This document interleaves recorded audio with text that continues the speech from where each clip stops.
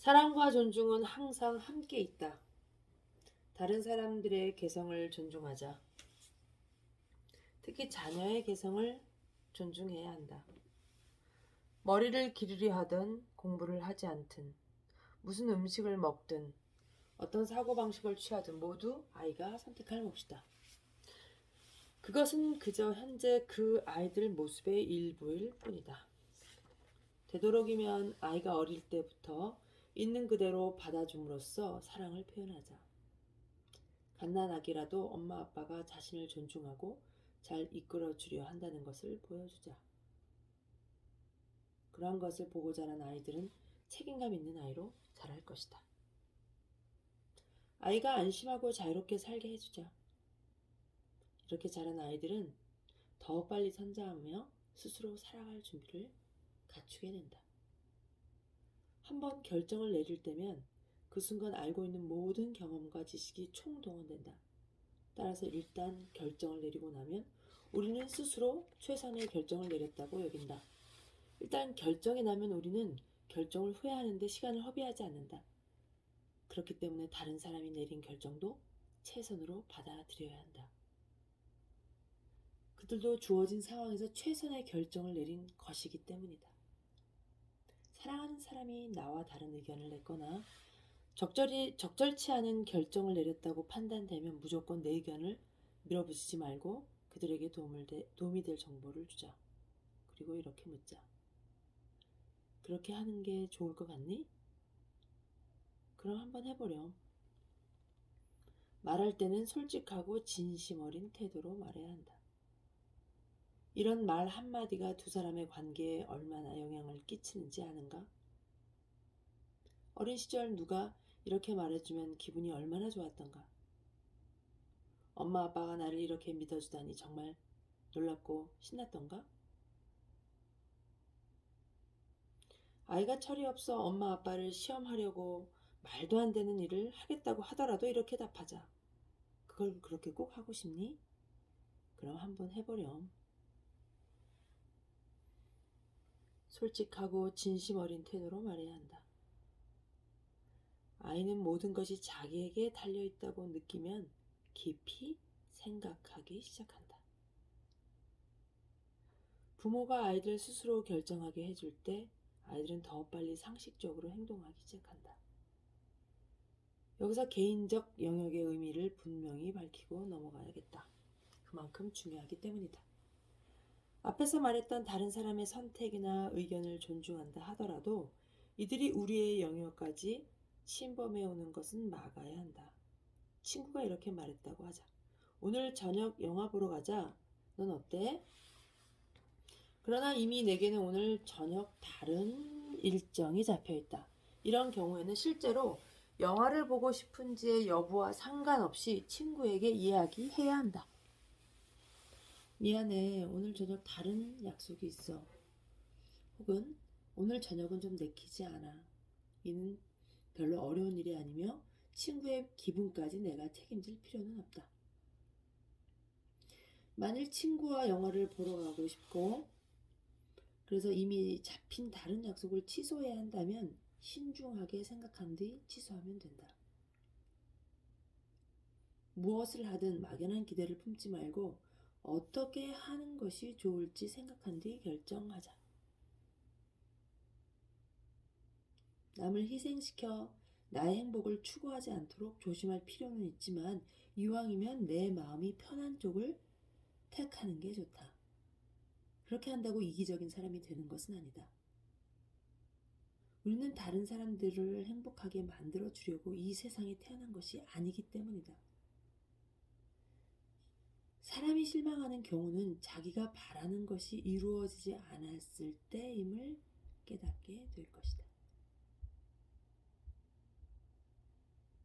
사람이 실망하는 경우는 자기가 바라는 것이 이루어지지 않았을 때임을 깨닫게 될 것이다. 다른 예를 들어보자. 기분이 좋은 남편이 오늘 아내와 밖에서 만나 근사한 레스토랑에서 저녁을 먹어야겠다고 생각했다. 남편은 아내에게 저녁을 나가 먹고 싶은지 물어보는 대신 전화로 다음과 같이 말했다. 여보, 나 오늘 기분이 날아갈 것 같아. 회사에서 일이 다 잘 끝났어. 그래서 당신하고 저녁을 먹으려고 해. 좀 준비하고 기다려요. 내가 데리러 갈게. 근사한 식당에 가서 맛있는 거 먹읍시다. 두 사람은 즐거운 저녁 시간을 보냈다. 그러나 아내의 마음은 뭔가 편치 않았다. 아내는 오늘 남편과 밖에서 저녁 먹기를 원했는지 생각할 겨를이 없었다. 얼떨결에 남편의 기분을 맞추어 주려고 저녁 시간을 보냈던 것이다. 오늘 저녁을 받아들이는 아내와 남편의 기분은 전혀 달랐다.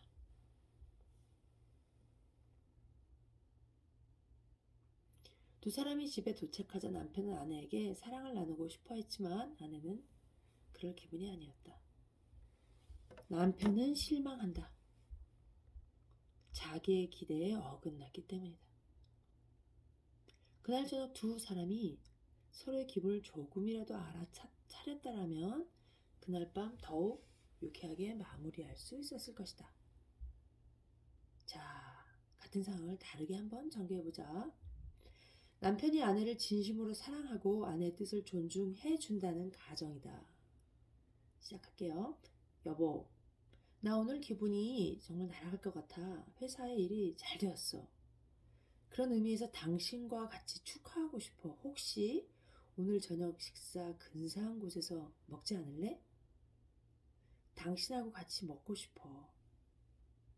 이때 남편은 아내에게 아무런 기대를 하지 않는다. 남편은 아내가 무조건 밖에 나가 자기와 저녁을 먹어야겠다는 생각을 하지 않는다. 오히려 아내가 자기와 기쁨을 나누기 위한 저녁 식사에 동참하기만을 바랄 뿐이다. 겉보기에는 별다른 차이점이 없을 수도 있다. 그러나 아내의 선택 영역에 대한 견해는 하늘과 땅 차이다. 이처럼 다른 사람의 의견을 존중하면 엄청난 오해로 번지는 일을 막을 수 있다. 앞에서 살펴본 두 가지 차이가 어떤 건지 마음에 와 닿으시나요? 남편이 전자에서는 기분에 들떠서 나 정말 먹고 싶어. 당신하고 함께 하고 싶어. 빨리 나와 해서 약속을 정해서 저녁 식사를 한 경우 후자는 아내랑 같이 이 기쁨을 나누고 싶다라는 마음은 있지만 아내가 동참할 수 있을지 아닐지를 고려한 거죠. 당신 나 이렇게 기분 좋고 당신하고 저녁 식사 같이 하고 싶은데 나랑 같이 함께 해줄래? 라고 한번 물어봤잖아요. 이거 엄청난 차이가 있습니다. 남편의 입장이 아니라 아내의 입장이라고 생각하고서 이 이야기를 생각해보면 금세 이해가 될 것이에요. 자, 어떤 것도 당연하게 받아들여서는 안 된다. 아내가 자기와 함께 저녁 식사를 같이 해준다는 것을 당연하게 받아들인 것을 전제라고 말할 때 한번 생각해보세요. 자, 혼자서 모든 결정을 내리지 말자. 뭔가를 결정해야 할 때는 그 일에 관련된 다른 사람의 의견도 확인해야 한다. 확인. 다른 사람을 사랑하고 존중하는 데 있어서 아주 중요한 부분이다. 의사소통을 할 때는 내 마음, 상대의 마음 다르다는 것을 알아야 되고 그 다르다는 것을 어떻게 알 수 있냐면 질문을 통해서 확인할 수 있다는 거죠. 또 읽어볼게요. 부부 사이, 부모와 자녀 사이, 심지어 직장 동료 사이에서 일어나는 문제 대부분이 막연한 기대 심리와 잘못된 의사소통에서 비롯된다. 일반적으로 사람들은 무의식적으로 행동하고 생각하며 상대방을 구속하고 조정하려 든다. 아무도 나의 행복을 책임지지 않는다. 누군가가 나를 기쁘게 해준다거나 내가 누군가를 기쁘게 해주는 것은 덤으로 얻는 것이다. 행복은 스스로 만들어가는 것이다. 내가 구운 케이크를 누군가가 맛보고 싶어하는 것도 덤으로 얻는 것이다. 내가 구웠다고 해서 그 케이크를 맛있게 먹어줄 의무를 가진 사람은 아무도 없다. 남편이나 아내에 대해 생각해보자. 남편이나 아내에게 바뀌었으면 하는 점이 있는가? 남편이나 아내가 서로 선택했을 때는 서로의 장점을 보았기 때문이다. 결혼하기 전에 남편이나 아내에게서 봤던 장점을 망각했거나 아예 생각해 보지도 않고 이혼하려는 경우가 있다. 아무런 성찰 없이 이혼한 사람은 나중에 재혼하더라도 전 배우자와 겪었던 비슷한 문제에 다시 봉착하게 된다. 이 경우에도 오히려 상황이 악화될 수 있다.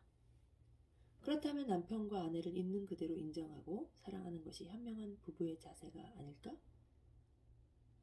상대방의 모습을 있는 그대로 인정하는 부부가 결혼 생활에서 더 크게 만족하며 더 성숙한 부부 관계를 영위한다. 자, 또 쉬었다가 다음으로 이어질게요.